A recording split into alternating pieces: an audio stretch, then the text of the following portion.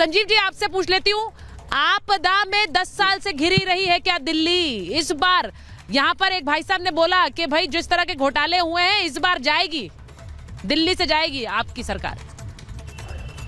सुचारुता पूरे हिंदुस्तान में अपना पताका फहरा लेने के बाद में दिल्ली में 3 बार से चारों खान निश्चित होती भारतीय जनता पार्टी के तरफ से प्रधानमंत्री जी जब आज 29 मिनट तक लगातार बोले तो उनके चेहरे पर, उनके भाषा में, उनके हाव भाव में हताश और बेबसी नजर आ रही थी। वो कुंठित भी थे।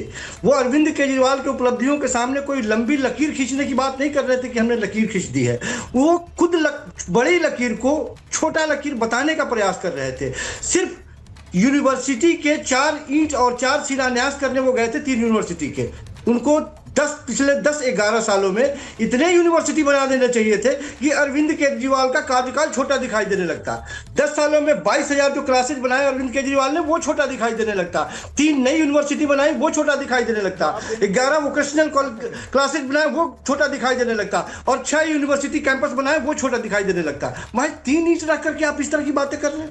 दिल्ली में 4 लाख झुग्गियां हैं सुचारुता जी। 4 लाख झुग्गियों के लिए कम से कम 15 लाख मकान चाहिए उसके लिए। और पिछले 2020 में उन्होंने वादा किया था कि 22 में सबको हम मकान दे देंगे।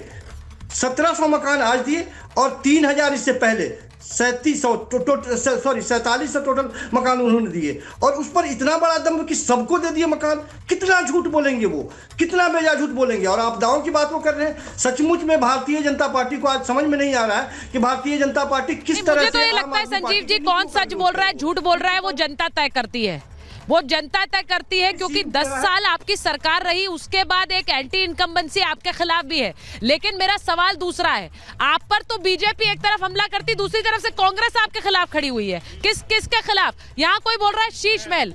अब मुझे जरा बताइए, एक आज प्रधानमंत्री ने कहा कि मैं भी शीश महल में रह सकता था। प्रेम जी अच्छा एक मिनट। अगर विधायक जी ने यहाँ के पटपड़गंज डिप्टी सीएम मनीष सिसोदिया का क्षेत्र है ये पटपड़गंज विधानसभा, अगर उन्होंने अच्छे काम किया होते तो ये विधानसभा छोड़ के नहीं जाते। वो छोड़ गए, बिल्कुल छोड़ गए। जंगपुरा से चुनाव लड़ रहे हैं और आप देख सकते हैं आप उनके क्षेत्र में। आपको लग रहा है वो छोड़ना? वहां से भी नहीं जीतेंगे, वहां से भी नहीं जीतेंगे। यहाँ से गए जैसे भाग के, वहां से भी नहीं जीतेंगे। मोदी जी ने बहुत बढ़िया शब्द का प्रयोग किया है, आपदा।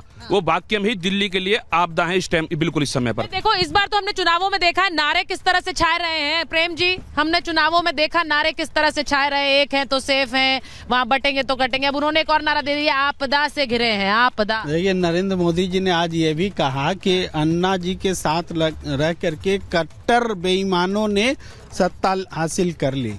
अब वो दिल्ली का मतलब स्थानीय दिल्ली है कि राष्ट्रीय दिल्ली है, वो अपने लिए बोल रहे थे या आम आदमी पार्टी के लिए बोल रहे थे। लेकिन कट्टर बेईमानों ने अन्ना के पीछे छिप करके जरूर उसका राजनीतिक लाभ उठाया। स्वयं नरेंद्र मोदी जी ने स्वीकार कर लिया है। ये एक इम्पोर्टेंट बात थी जिसको मैंने ध्यान दिलाया। दूसरी बात है कि एंटी इनकम्बेंसी है, इसमें तो कोई दो मत नहीं। सरकार 3 बार रहे तो एंटी इनकम्बेंसी होती है। लेकिन बीजेपी अपना हाल का एमसीडी चुनाव भी हार गई है। जनता लंबे समय से बीजेपी को सत्ता से बाहर रखे हुए है। तो ऐसे में आज 2nd और 3rd के लिए बीजेपी और कांग्रेस लड़ाई लड़ ले। आम आदमी पार्टी को 2nd पे कौन है? आप कह रहे हैं आम आदमी पार्टी 1 पर है, 2 पे कौन है?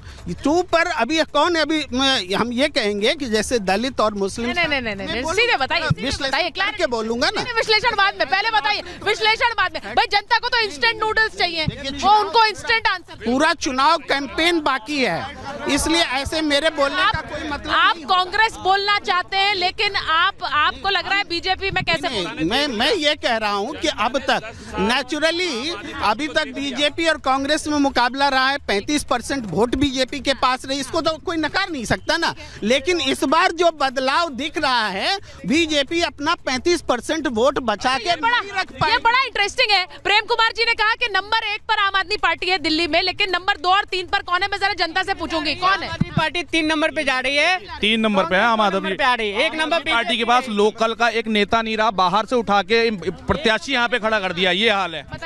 मैडम, अगर ये केजरीवाल के चेहरे पे साफ झलक रहा है, जो 12 साल से सत्ता में बैठे थे, वो आज उनको पंडितों की याद आ गई। उनके चेहरे पे साफ नजर आ रहा है कि दिल्ली से यहाँ से जा रहे हैं। अच्छा, पंडितों की याद आ गई भाई। उन्होंने कहा कि 10 साल सत्ता में रहने के बाद दो टर्म्स में अब उन्हें याद आ गया कि उन्हें पंडितों को की भी याद आ गई। यानी उन्होंने कहा कि भाई उनको वेतन दीजिए, उनको सैलरी दीजिए। हाँ, मैं एक बार आ रही हूँ जरा एक बार अजय वर्मा जी से भी रिएक्शन ले लूं। आप लोग भी जरा इस पर बोलिए। भाई अजय वर्मा जी, प्रेम कुमार जी यहाँ खड़े होकर कह रहे हैं नंबर 1 पर तो आम आदमी पार्टी है, 2 और 3 आप लोग तय कर लीजिए। कांग्रेस बुरी तरह से हमलावर है इस बार आम आदमी पार्टी पर। देखिए सुचेरिता जी, चूंकि मैं लखनऊ आ गया नहीं, आपके बीच जरूर रहता, लेकिन आपके मन से आपका धन्यवाद। अभी जनता की आवाज निकल गई कि लड़ाई कांग्रेस की है। अभी आपके मुंह से ही निकला, आपने कहा कांग्रेस का नाम लेना चाहते। तो ये अच्छा। जो नारी की आवाज होती है, भारतीय नारी की, वो देवी की आवाज होती है। तो अब आप ये समझ लीजिए। नहीं, वो जनता नहीं थे, वो तो प्रेम कुमार जी थे। पार्टी के प्रवक्ता अभी कह रहे थे। ये अच्छी बात है कि वो जनता के बीच खड़े होकर बात कर रहे हैं हमारे साथ, लेकिन वो जनता नहीं थे, वो प्रेम जी थे। भाजपा के प्रवक्ता बोल रहे थे, जो सबसे पहले भाजपा के प्रवक्ता जो बोल रहे थे कि साहब कोविड को पूरे देश को पता है, एक पुरानी सीडी ले आते हैं। कोविड में पूरे देश ने दिल्ली में देखा कि किस तरह से लोग जान दे रहे थे, सिलेंडर नहीं थे, पुलिस का रवैया क्या था। पूरे देश ने देखा कि सरकार का कितना नेगेटिव रोल था और ये माफ़ नहीं करेंगे, और केवल सर्टिफिकेटों पे नाम छपवाया जा रहा था दवाई के ऊपर। तो अच्छा, अब आप आके कह रहे हैं आपदा। एक्चुअली में देश पे आपदा आई हुई है।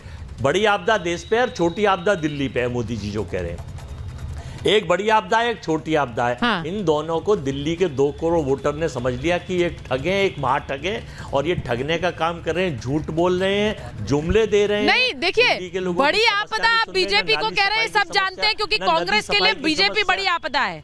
पर आप छोटी आपदा अरविंद केजरीवाल की पार्टी को कह रहे हैं। मेरा सवाल उससे है, अब अगर कांग्रेस भी हमलावर है, बीजेपी भी हमलावर है, आम आदमी पार्टी इसीलिए तो आपको चाह रही है आप विपक्ष से ही आउट हो जाए, कोई बोलने वाला बचे ही ना उनके खिलाफ। हमारे नेता लड़ रहे हैं जीएसटी पर, छोटे व्यापारियों के लिए हम लड़ रहे हैं, नौकरी से बेरोजगार परेशान युवाओं के लिए हम लड़ेंगे। हमारे मैनिफेस्टो में आएगा। दिल्ली में जो लूट चल रही है ग्रेफ 4 के नाम पे, दिल्ली पुलिस द्वारा कि सब पैसा ले लेते हैं और गाड़ी छोड़ देते हैं, पकड़ लेते हैं, ये भी नहीं चलने दिया जाएगा।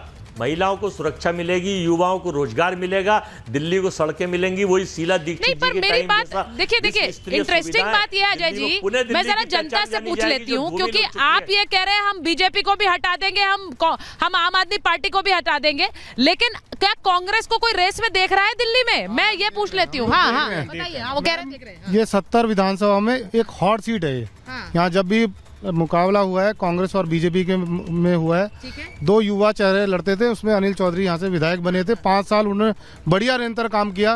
आज आम आदमी पार्टी को एक डमी कैंडिडेट के रूप में देख रहे हैं हम लोग यहाँ पर। डमी कैंडिडेट है, क्योंकि एक बाहर से पैराशूट से लाकर आपने यहाँ पर खड़ा कर दिया। इन्हें एक कार्यकर्ता नहीं मिल रहा, एक कार्यकर्ता इन आम आदमी पार्टी को नहीं मिला। इस बार किसकी सरकार आ रही है मुझे बताइए। साहब यहाँ से सिर्फ इसलिए भागे क्योंकि उन्होंने जो है इतने बड़े घोटाले को जन्म दिया दिल्ली के अंदर। देश के युवा और दिल्ली के युवा जो हैं ये शराब नहीं मांगते थे, वो इन लोगों से नौकरी मांगते थे। यहाँ के हालात इन्होंने इतने बदतर कर दिए पटपड़गंज विधानसभा के कि भाई इन 5 सालों में ज्यादातर टाइम तो ये जेल में रहे, और जो यहाँ की जो सिविक एमिनिटीज होती हैं एक सिटीजन की, वो उनको नहीं मिली। गटर उबल रहे हैं, पानी अच्छा, तो मैं सवाल पूछती हूँ, आप ये कह रहे हैं कि वो जेल में रहे, तो क्या उसका नुकसान आम आदमी पार्टी को इस बार दिल्ली में होगा? बिल्कुल नहीं। जो इनकी पॉलिसियां थी, एजुकेशन पॉलिसी बिल्कुल साइड रख दी इन्होंने। पूरा फोकस इनका शीश महल बनाने पे था, पूरा फोकस इनका लिक्विड पॉलिसी पे था। इतना बड़ा स्कैम। अच्छा, मैं एक बार